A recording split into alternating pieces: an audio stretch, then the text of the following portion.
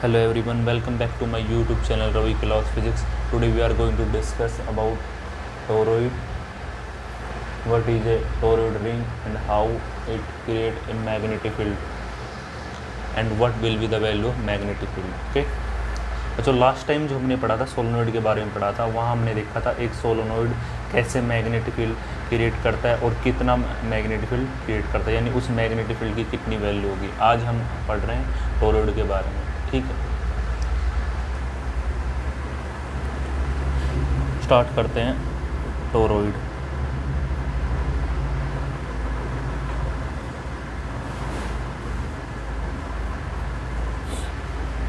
Toroid statement पढ़ते हैं, होता क्या है। It is a hollow circular ring.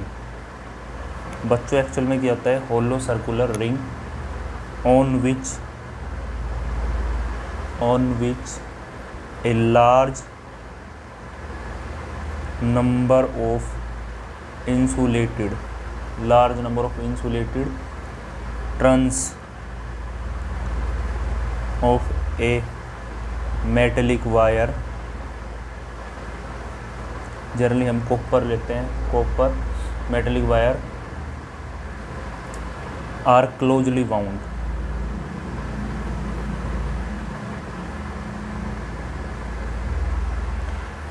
अगर ये स्टेटमेंट आपको अच्छी नहीं लगी तो आप ये स्टेटमेंट भी यहाँ पे लिख सकते हो।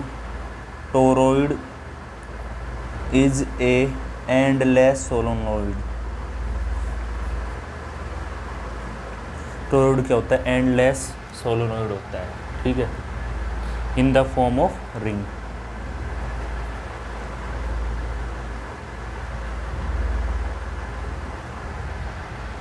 स्टेटमेंट क्या है, देखो।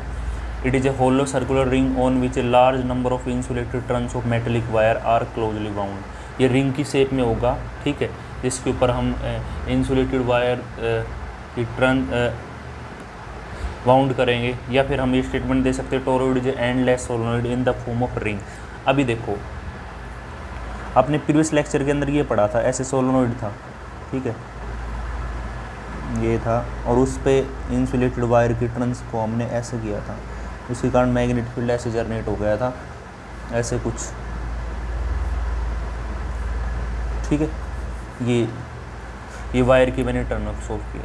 अगर मैं इसको बेंड कर देता हूँ, यानी ऐसे जैसे पेन है, इसको मैं ऐसे बेंड कर दूँ इन द फॉर्म ऑफ रिंग, ठीक है, तो क्या होगा।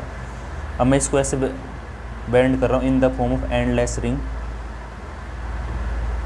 सॉल्व करने की कोशिश कर रहा हूँ बच्चों में। आपको ये दोनों डायग्राम बनाने की ज़रूरत नहीं है, आपको बनाना है 3rd नंबर का डायग्राम, जो मैं इन दोनों के बाद बनाऊंगा, जस्ट ये आपको समझने के लिए। ये रिंग की फॉर्म में हो गया। अब इस पे वायर की टर्न, वायर मैंने ऐसे बाउंड कर दिया,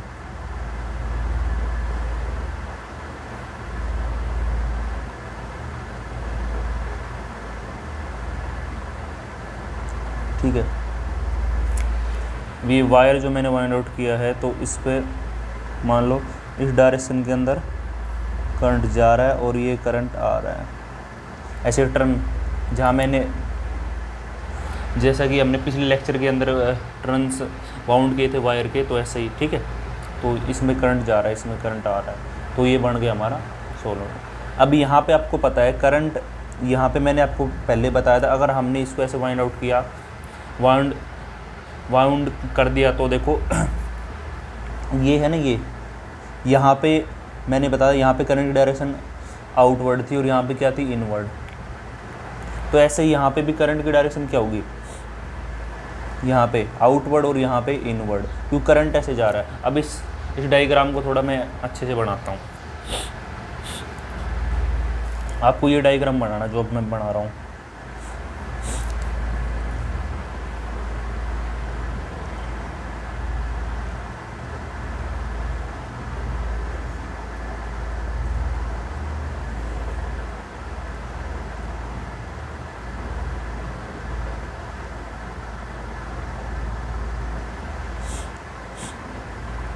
अब यहाँ पे आउटवर्ड करंट ये मैंने सोफ कर दिया। अब आपको पता है कि टर्न ऐसे मैंने एक टर्न सोफ की है तो करंट इसमें ऐसे जा रहा है, तो जैसा कि आपको पता है यहाँ पे तो करंट बाहर की तरफ आएगा, आउटवर्ड यहाँ पे करंट और यहाँ पे इनवर्ड, तो यहाँ पे क्रॉस लगाना पड़ेगा। मैंने आपको बता रखा है क्रॉस से हम इंडिकेट करते हैं इनवर्ड डायरेक्शन को, और सर्कल और उसके अंदर डॉट से किसको रिप्रेजेंट करते हैं, आउटवर्ड डायरेक्शन को। तो यहाँ पे मैंने एक टर्न ऐसे सोफ किया, सिर्फ एक टर्न, और ज़्यादा टर्न सोफ नहीं करेंगे, वायर की कॉम्प्लिकेटेड हो जाएगा ये, ठीक है। ये मैंने सोफ कर दिया। अब यहाँ पे करंट अंदर की तरफ आ रहा है,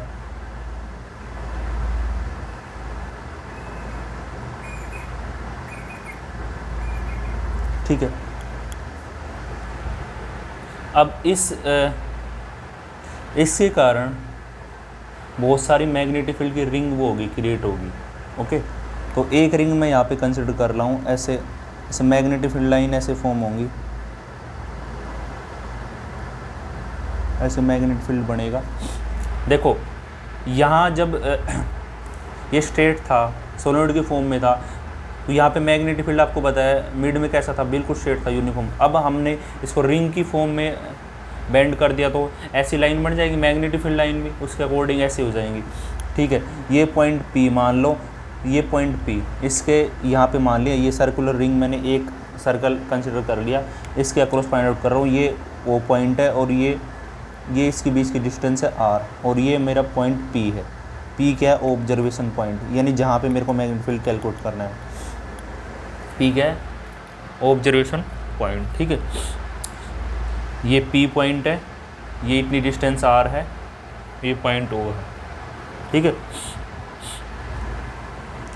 अब यहाँ पे मैग्नेटिक फील्ड की डायरेक्शन आपको पता है टेंजेंशियली होगी, और यहाँ पे अगर मैं एक लेंथ एलिमेंट मानता हूँ उसकी डायरेक्शन भी कैसे होगी, टेंजेंशियली, यानी दोनों को सेम डायरेक्शन होगी B और DL की। अब यूज़ करता हूँ ampere circuit law, according two ampere circuit law.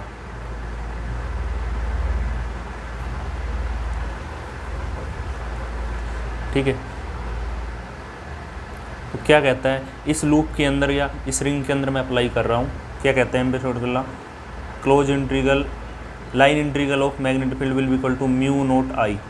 ये कहता है अब दोनों के बीच एंगल क्या है, B and DL are in same direction, दोनों किस में है, दोनों सेम डायरेक्शन में है, तो वहाँ पे कोस थीटा कितना होगा,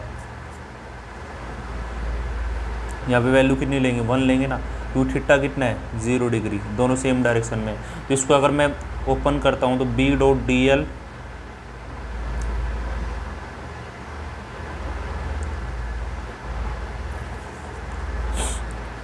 ठीक है, अगर इसको ओपन करते हैं तो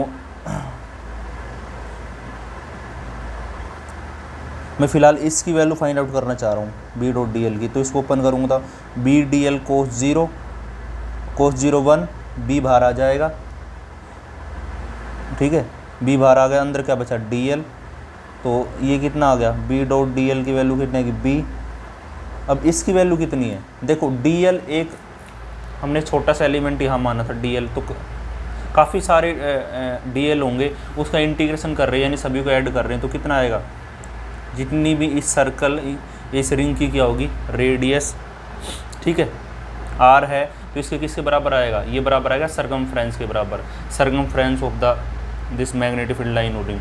तो ये आ गया, ये इक्वेशन नंबर फर्स्ट। तो हमने line integral of magnetic field calculate किया, वो कितना आया, B equal to mu line integral magnetic field will be equal to B into 2πr, B into 2πr, ये हमारा आ चुका है। अब फिर से अगेन हम ये यूज करेंगे, again using ampere circuit law, फिर से एम्पियर सर्किट लॉ यूज करेंगे तो B dot DL equal to mu naught I। अब I क्या होता है, टोटल करंट, टोटल करंट या क्या बोल सकते हैं नेट करंट, टोटल करंट या नेट करंट, ठीक है। थ्रेडिंग डेट लूप, जो भी हमने एम्पियर लूप, ये था ना एम्पियर लूप, यहाँ पे हमारा ये था एम्पियर लूप, उससे कितना करंट पास हो रहा है। तो इसके अंदर आपको पता है काफ़ी टर्न्स है, तो अगर हमें टोटल करंट